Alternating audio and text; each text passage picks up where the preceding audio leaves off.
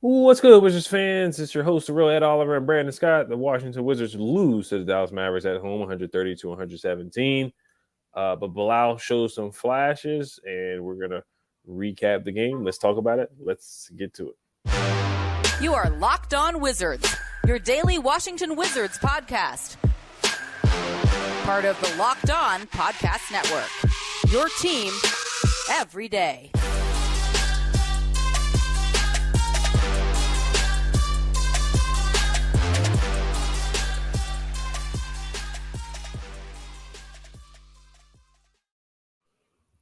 So thank you guys for making Locked On Wizards your first listen every day. We are free and available wherever you get podcasts.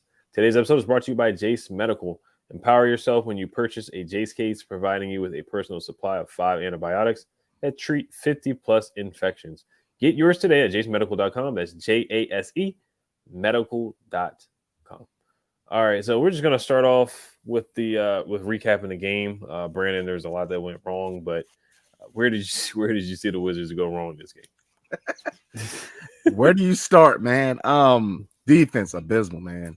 It's been our calling card for a minute, man. I mean, defense, we can't defend the three. Let's look at the stats. I mean, Tim Hardaway Jr. got 31 points and was not even a starter. I mean, he shot 7 for 11 from three. Perimeter defense was just terrible. They got so many open looks, bad rotations, no communication on the defensive end, can't guard the paint. Just defensively, we were just a defensively abysmal team. It was just hard to watch. I mean, Derek Lively in the interior, man, 17 points. You could say he outplayed Gaff. Now, is everything on Gaff? No, not at all. I mean, if you look at rebounding, we were about even, but they had more high impact rebounds. So it's just rebounding. Again, I'll just mention right there, rebounding was an issue.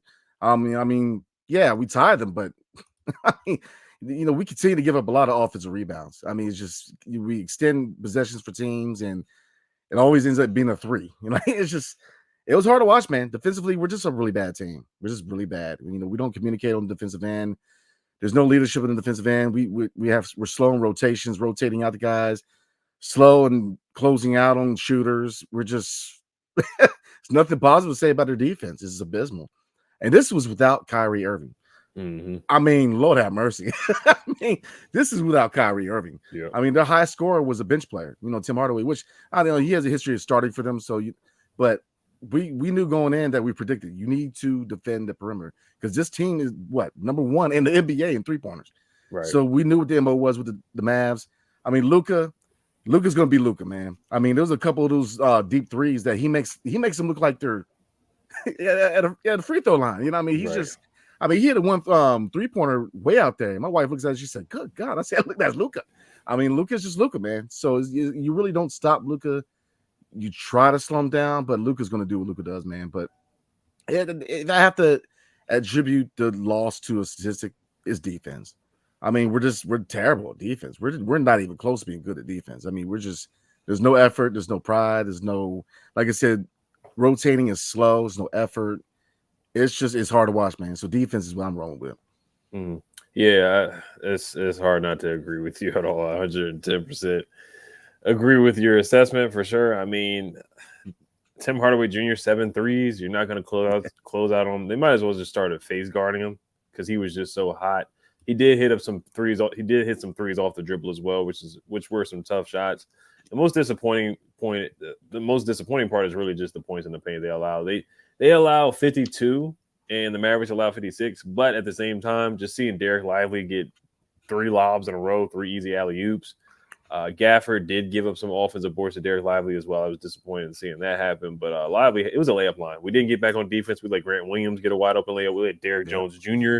get a wide open dunk in the transition pass or on the transition play. We let Derek Lively get a couple of nasty wide open dunks as well. So the defense, everybody out there is playing, cone defense, turnstile defense, not knowing their personnel, not getting out the shooters. We allowed Derek Jones Jr. to hit 2 threes to open up the game.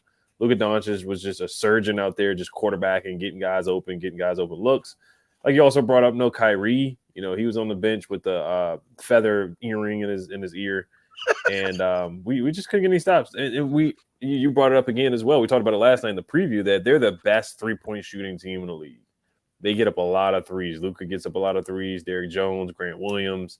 Tim Hardaway obviously shot 11 threes tonight alone. They get up a lot of threes, and they want to push the pace, and they want to run. So and Kuz and Poole, they certainly struggled tonight. We're going to talk about them a little bit later. Unfortunately, Jordan Poole got booed. It's getting to that point right now where the home crowd is booing him. So it's not looking too great there. But defensively, I mean, once again, I get it. We're trusting the process. Supposed to be rebuilding, trying to get the best draft capital. I get it. But sometimes you just want to see – not sometimes. You just want to see competitive basketball and effort. Yeah. They shouldn't be giving up 130 points at home, and they really shouldn't be letting people just have a layup line. And that's what it looked like tonight, and just wide open three-point contest out there. So that's certainly what it looked like at times. There were some flashes from young guys like Bilal. I thought Deni showed some flashes here and there, but they just couldn't stop anybody tonight. And the same thing with the Raptors. They weren't able to stop Pascal. They didn't give up a bunch of threes like tonight, but defensively, it was hard to watch. They were down by 27 at one point. And then they came in, put some of the bench guys in once again, and they cut the lead down. But I mean, it was a pretty simple loss. I'm looking at Seth Curry. He went 6 for 6 from the field, 2 for 2 from the 3-point line. He had a flawless night tonight as well. So just defense. Yeah, definitely defense, man. You said Kyrie on there with his little earring, right? And I see you got your Jordan Poole jersey. Yeah, it came in. It came in a day, right? I mean, you nailed the nail on the head, man. I mean, it's just a layup line. I mean, just abysmal in the interior. Anybody can come in and score anytime they want. I mean, the closeouts and 3-point shooters is so slow. It's hard to watch. But you mentioned it, man. Bilal, his shot, and Deni too. Let me go ahead and spotlight these two, man, because we always said that they are a consistent shot away from being a force in the offensive end. I believe that, man.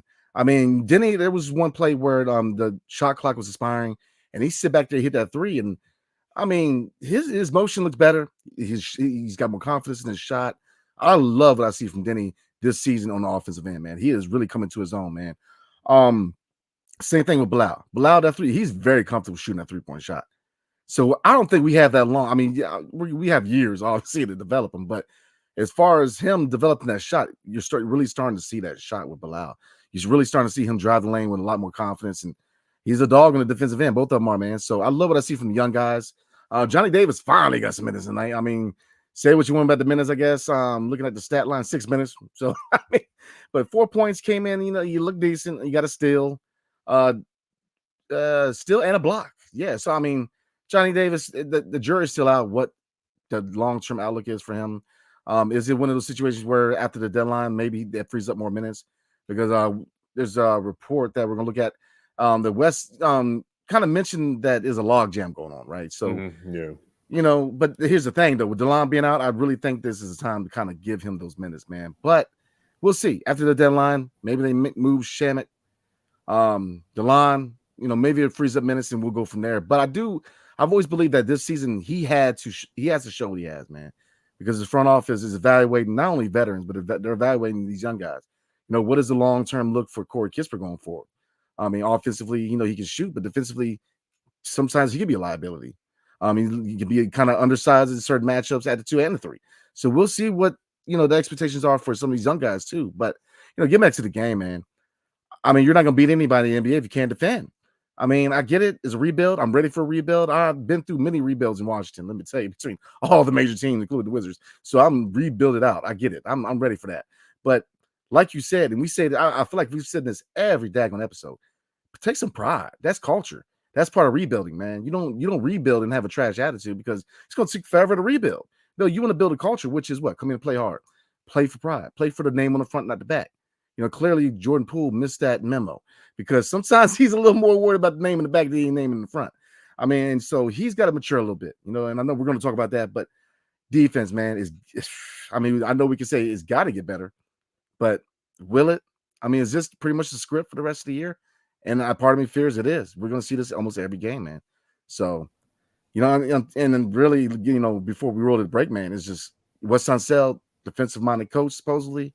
Defense, 3rd year in a row is abysmal. Mm-hmm. I'm running out of things to say, man. I mean, if you come in here with a defensive-minded coach and your players can't defend, I'm just saying. So, right.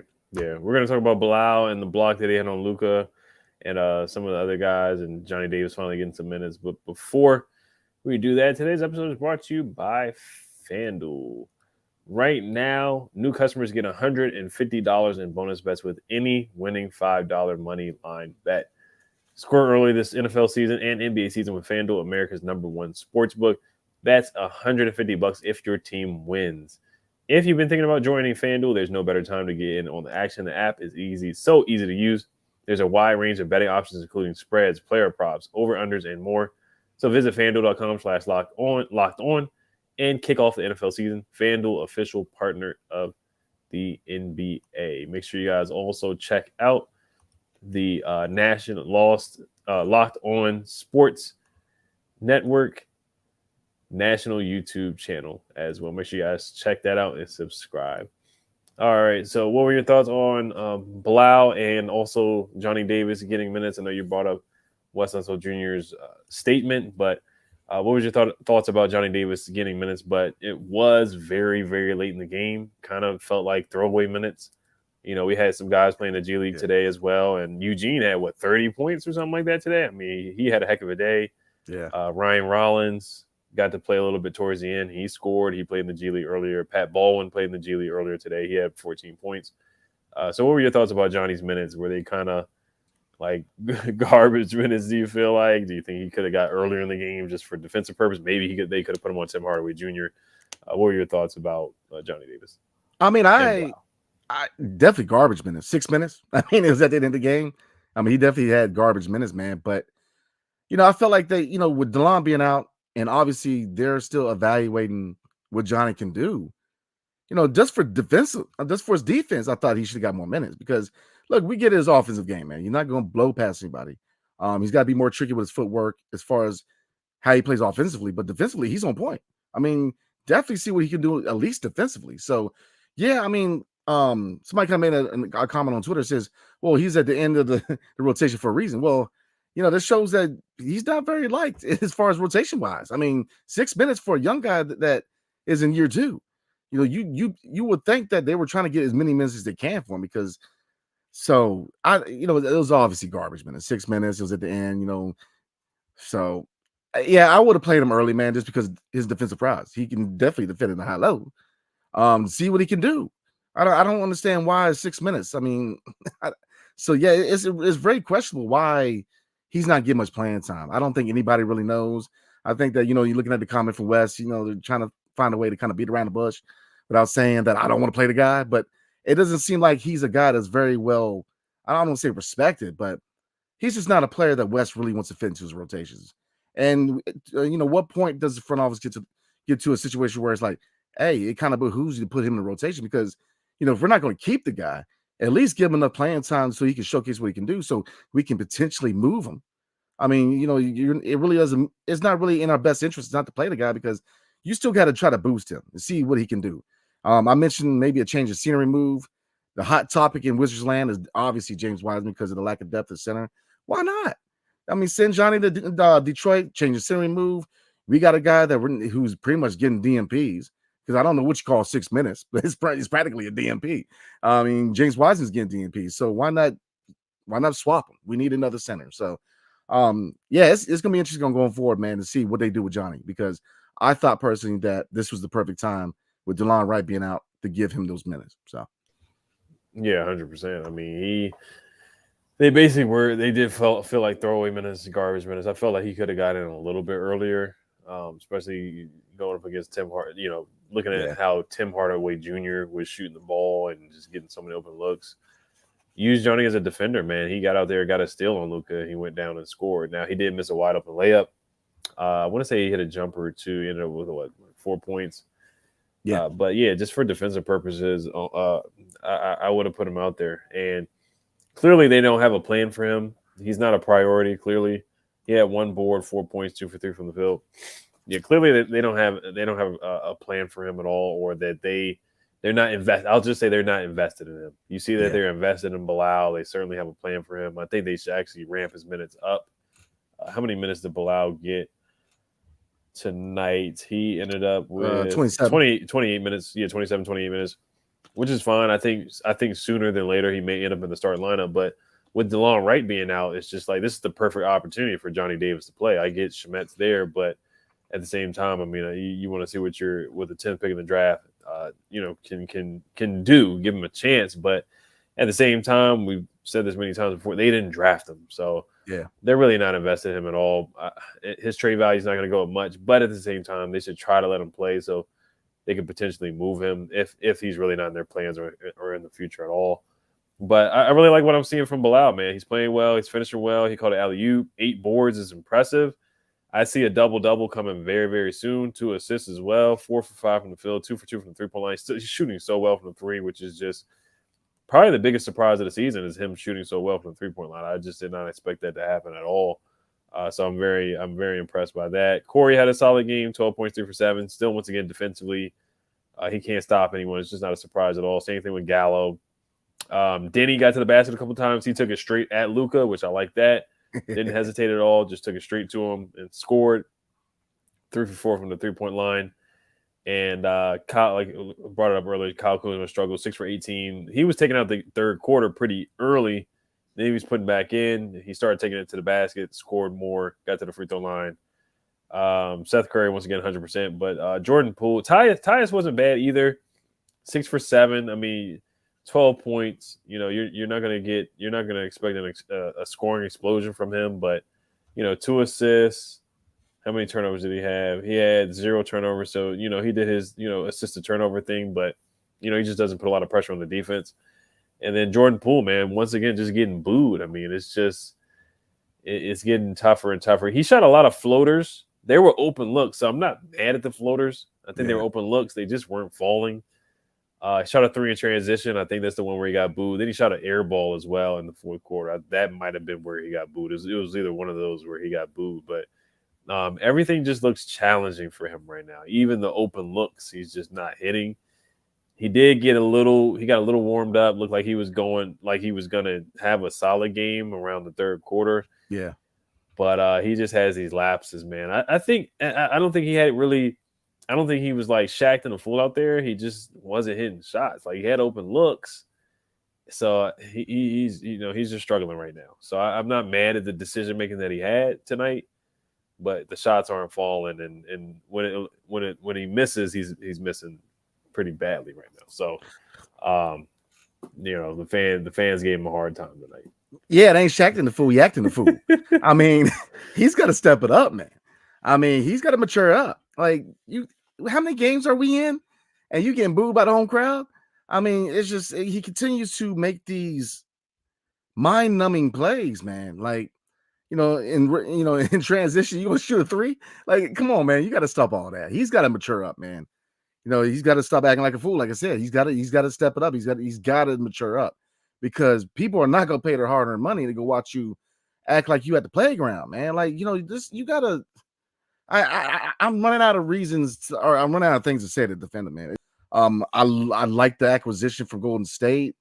I think he can be an all-star. I think if he really matures, if he really finds his game and where his place is here in DC, he can be successful. But he's trying to be too Hollywood. I don't like every game. You'll see times where it's like, okay, I see that potential with Jordan Poole, and then he'll do something crazy. And it's like, come, what are we doing, man? Like, why? He does these plays where it's like, why would you do that? Like, he's doing too much. I'm hoping he figures out, man. I mean, look, Wes, you gotta get on this guy. Get on this guy. You got to figure out. You got to talk to him. You got to rein this guy in. And I'm looking at Wes. I'm looking at Kyle Kuzma because Kyle Kuzma is de facto leader. Rein him in a little bit. Talk to him a little bit, man, because it's funny, and but at the same time, it's not, man. Because look, this is serious business. We're rebuilding because we're trying to build this team into a potential a team that can win a championship. You got a guy here acting like that, man. Get his value out. You don't want to be here to move him. Because I say it time and time again.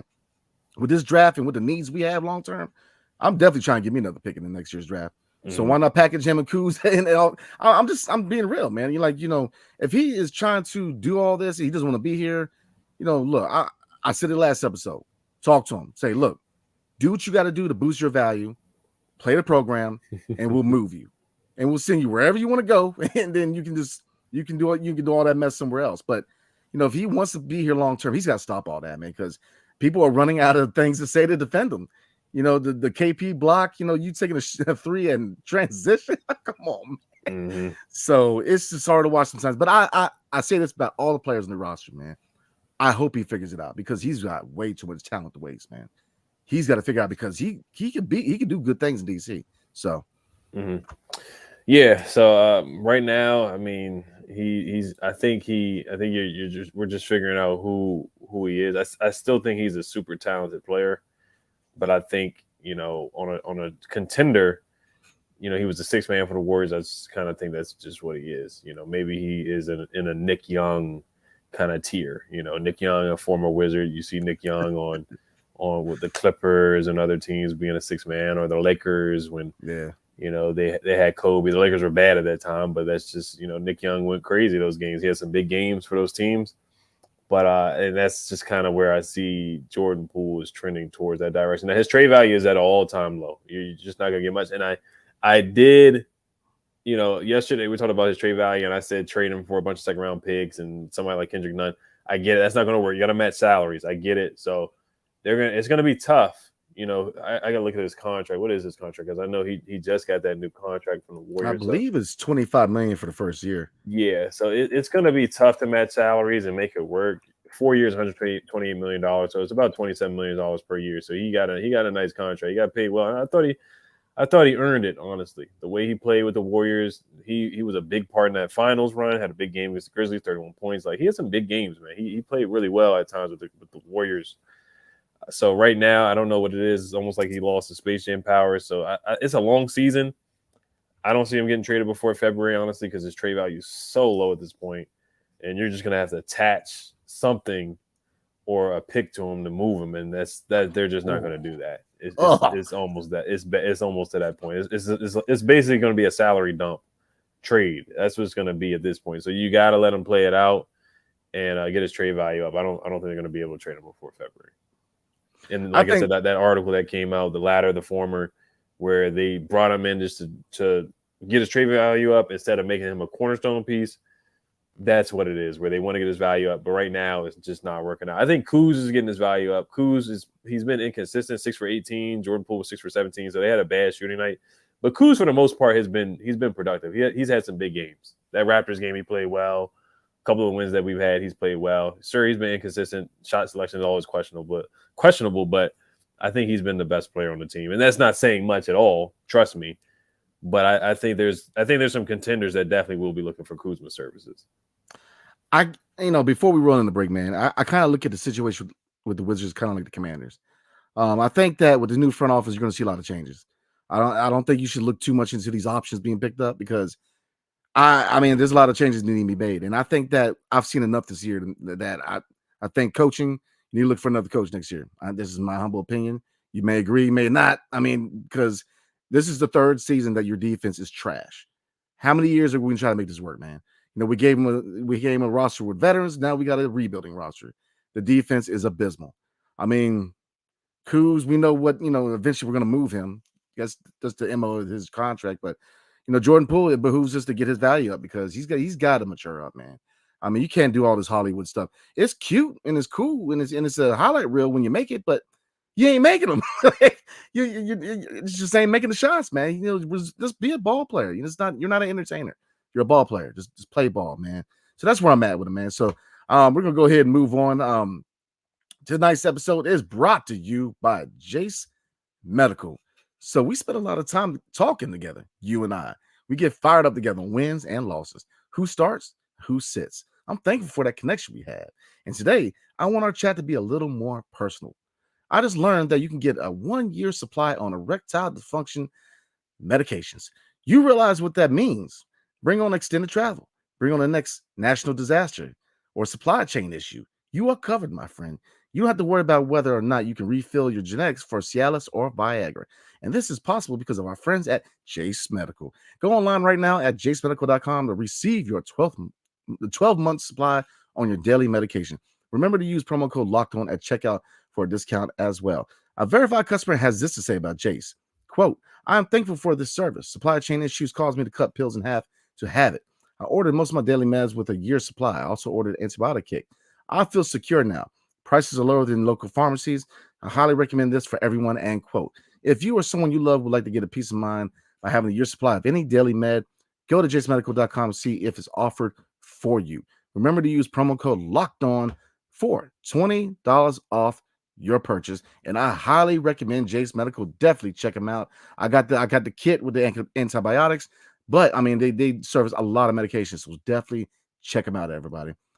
Locked On has launched the first ever national sports 24/7 streaming channel on YouTube. Locked On Sports Day is here for your 24/7 covering the top sports stories of the day with the local experts of Locked On, plus our national shows covering every league. Go to Locked On Sports Today on YouTube and subscribe to the first ever national sports 24/7 streaming channel. Yes, sir. And, maybe Jordan Poole would play better on ball. I know a lot of people brought that up, him playing the point guard position and Bilal playing it too. But honestly, either one hasn't worked out for Jordan Poole. I do want to see how much has he even played point guard this season. But yeah, either one just hasn't really worked out. But we're gonna get to some comments here before we wrap it up. I see a lot of people in the chat. There's 81 people in the chat right now. Yes, Sheldon T says an erectile dysfunction sponsor seems right on the money when talking about the Wizards' performance on defense. Yeah. Make sure you guys check out Jase Medical, man. Yeah, man. Make sure you guys check it out for sure, especially watching the Wizards for sure. Fred Fezzo says, I think the NBA should look into the Gafford list fourth quarter versus Toronto. Dallas, just a disaster. I mean, bro, it's a disaster either way, man. Like, I mean, I like Gaff, but with a man, who are we stopping as far as the paint? I mean, look at the list of centers he's played. He's played top tier centers. He's played mid tier centers, and Derek Lively's a rookie. I mean, but I agree. Him not playing the fourth, I don't understand it either. I definitely get that, but I mean, that's just the thing, man. Our center depth and center position right now is scary bad. Yeah, Deshaun says he was at the game tonight. Two things: there were more Mavericks fans than Wizards fans. Jordan Poole received boos from the crowd in the fourth quarter. I know Deshaun said something about him playing $175 for the game as well. Salute to you. Yes, sir. I guess you didn't get those Hennessy seats because you probably would have had to pay like $500 a seat or something like that. But I hope you had a enjoyable experience other than watching the game. But yeah, we heard the boo. I heard the boos loud and clear on TV. Yeah. And I'm not surprised there were a lot of Mavericks fans there, even though the Mavericks, they're not known as a team to have like when the Celtics dominate the arena, of course, I'm not surprised. The Celtics have a pretty strong fan base, same thing as the Lakers, the Knicks. But when you see teams like the Mavericks dominating the stadium, then yeah, that certainly is rock bottom for sure. But just looking at some of the numbers, Jordan Poole, he's only played point guard 5% of the season. 89% of the time he's played shooting guard. So I mean, you take that for whatever it's worth. I mean, maybe they can try him at point guard with the second unit with Bilal. Wes hasn't tried that yet. Wes hasn't really mixed anything up. And now he gave Anthony Gill minutes over Johnny Davis today too. Like Anthony Gill got in the game before Johnny Davis got in the game. So I mean, that's just telling there with Wes Unseld Jr. just how he feels about Johnny Davis. Yeah, I mean, Anthony Gill's his homeboy, man. I mean, he's gonna get minutes regardless. But Johnny Davis not getting minutes, man. I don't. Maybe there's something behind the scenes. I don't know, man. It is a very questionable move in my opinion. But getting him back into it's crazy, man. Because certain teams, like you said, the Dallas Mavericks aren't known as a team that has like a lot of fans dispersed. And right. I know that DC, DC is kind of a weird city because government and a lot of big business here. So a lot of people live here but aren't from here. So especially at Commanders games, Wizards games, you see a lot of fans for the other team. But we got to take that. We got to take capital back. One back, man. We got to take it back. We can't have that. Yeah. I mean, if anybody's gonna boo, it's gonna be our fans, not the Mavericks fans. Yeah, the Mavs fans were cheering. They're having a good time. Luka really didn't have to go back in the fourth, and Tim Hardaway Jr. actually got hurt. And I thought it was risky that Jason Kidd put their starters back in. Like Derrick Jones was back in the game, put Luka back in the game. Luka barely played in the third quarter. Really didn't need to. I thought it was very, very risky that it's not like I care, but I thought it was very risky that Jason Kidd put his starters back in there like that. But it is what it is. Miriam's, this is a funny conversation in the chat. Miriam says, what was Poole booed for? Lamar Odom says for being Terrible. That's why. I'm not going to say the word that Lamar Odom. And it's interesting. The guy's name is Lamar Odom with a terrible, terrible Tony Romo profile picture as well. But the truth says Daniel Gafford with zero care or effort sucks to see. Can't believe we let Derek Lively look like Shaq. Yeah, Derek Lively is a rookie, man. And he was putting in that work. So I feel you on that. But I mean, here's the thing: people are just tired, man. I mean, it's okay to have, flashy moves and all that, and it's good to see that he has that type of potential. But I mean, when you're losing and you're not that good, you just want to see you play ball, play hard. That's it. When you're flashing all that, man, it's just people don't want to see you be immature and get blown out by 30, man. It's just not a good look. So it's not a surprise, man. I hate that it's happening to him because he's still a young guy. You know what I mean? He's coming to a new city. I hate to see that after how many games he's getting booed. I hate to see that. But in the same token, they're doing that for a reason, man. So just figure it out. Like I said, I'm looking at Wes. I'm looking at Kyle Kuzma, man. Talk to him. Work with him. Help him out, man, and try to get him straight. So I still think he's a diamond in the rough, man. Now, you saying that he could be a 6-man. I'm starting to really believe that. I mean, we talked about it last episode, man, looking at the trade. At first it was like, okay, we get a young player with a lot of upside, but now it's like, why were they so lenient to give him away? And now you start to see a lot of these bad body language and signals, man. So I'm hoping he figures it out. I really do, man. Yeah, I think he's really in that that genre or that group as far as like Jordan Clarkson. Jordan Clarkson is a starter, I want to say, but I know he's been in the 6-man. He fluctuates between starting and coming off the bench for the Jazz, like Jordan Clarkson, Emmanuel Quickly. I was going to say Cam Thomas, but Cam Thomas was having a heck of a season. He's having a way better year than Jordan Poole at this point. It's only been a couple of games, but yeah, just guys like that. Clarkson. Those are the guys where I think he may be in that group, honestly, where he's fallen in that group, where just coming off the bench, bucket score, a bucket getter, microwave score. I think that's just where his career may end up going, which is not a bad thing at all. I think at one point, we were before the season started, we were like, can this guy be a cornerstone guy? The whole Kevin Garnett comments, can he be the next James Harden?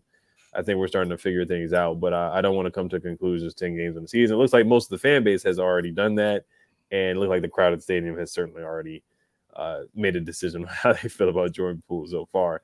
But yeah, Stuart O'Flaherty says they're playing summer league defense. They won't win 15 games rebounding and playing defense like that. Shamet, Poole, and Jones couldn't stop a high school kid. Everything you said is factual. The over-under was 24.5. I'm very upset at myself because I was on FanDuel just looking at it before.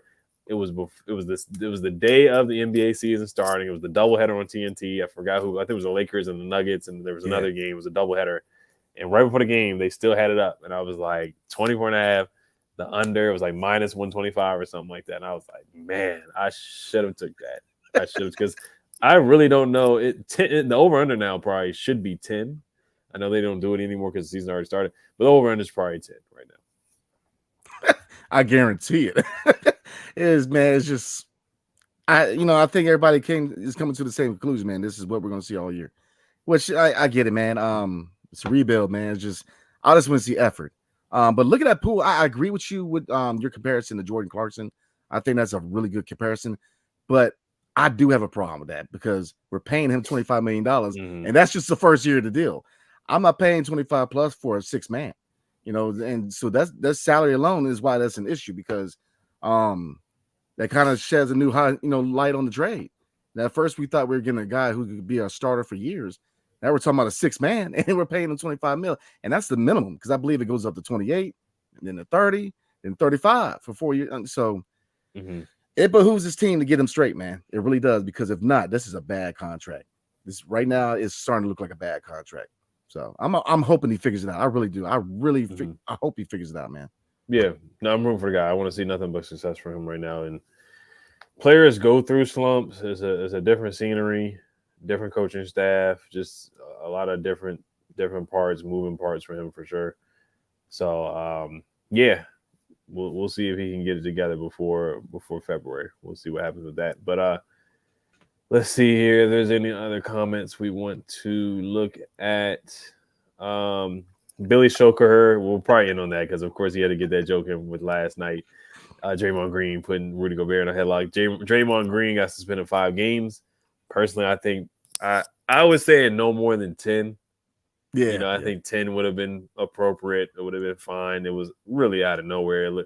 He cleared. They don't like each other. There's past history between him and Gobert. And Draymond's Draymond. He does stuff like stepping on Sabonis' chest, hitting guys in the. Does Draymond like anybody? Like, does he have any friends, man? Like, I think he likes Steph. Steph has gotten him paid so much, so he should be thanking Steph a lot for where he's at right now. Same thing with Clay. He should be thanking Steph for any contract that he gets. Yeah, that was wild, man. He straight up put Gobert in the headlock. Mm-hmm. I mean, that's wild. I mean, he's got a long list of things he's done, man. I mean, Steven Adams, man, people forget him kicking him in the nuts. I don't know how many times, man. I don't forget about that. Yeah, LeBron getting suspended in the finals for that. Stepping on his chest. I mean, numerous things that you can bring up with Draymond for sure. So, putting Jordan Poole in a headlock, I wouldn't go that far, but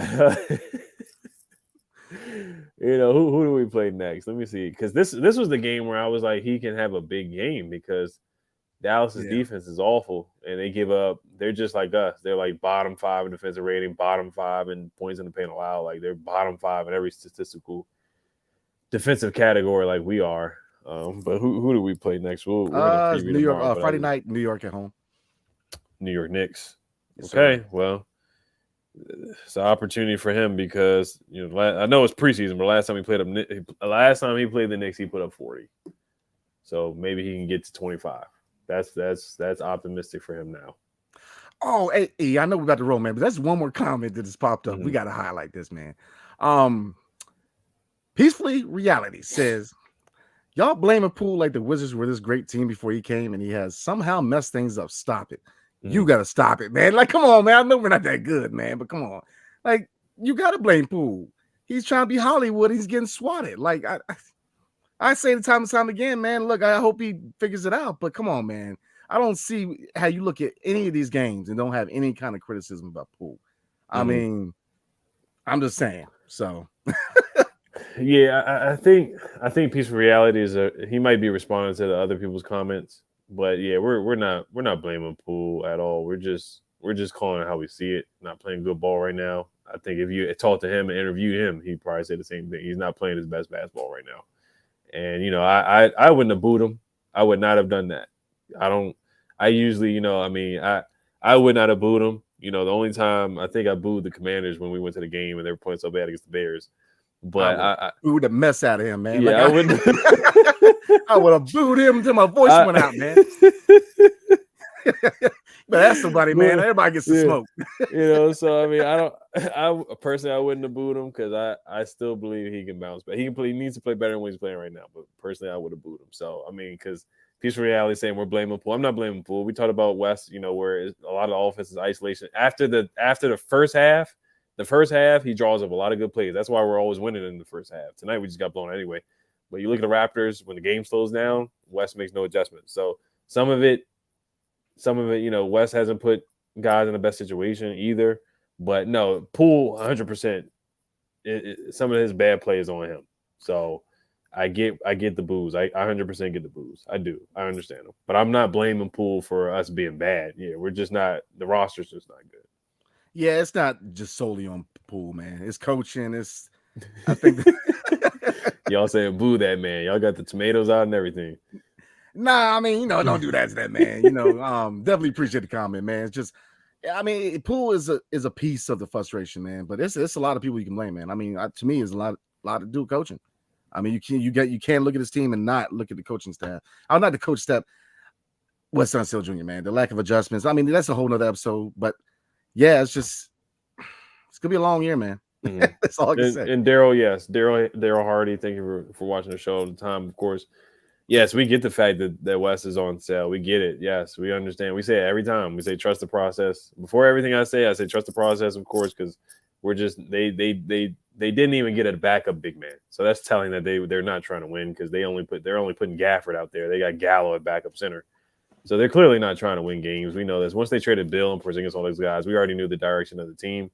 And this is what a lot of us wanted. So we're looking forward to the draft. A lot of people talking about Alex Sarr.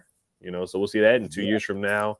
Yes. The young man from Duke, Cooper Flagg. You got Boozer's son as well. So you got a couple guys coming up in the next couple of years. You got Isaiah Collier. So yeah, it's time to certainly look at the draft for sure. But Wes, we can go on and on and on. Wes's option shouldn't have been picked up, but we'll talk more later. We just want to thank you guys for coming in. Brandon, is there anything else you want to talk about or look at? No, I mean, Daryl Hardy, you're absolutely correct. But that's the thing. We me and E both said, look, we're ready for a rebuild. We know the process of a rebuild. It's not the fact that we're losing that's the problem to me. It is just the fact that there's no heart. There's no, it's one thing to try hard and work hard and lose. I can take that. But to just lay down and not care, that's what I can't take. So no, I definitely appreciate the comment, man.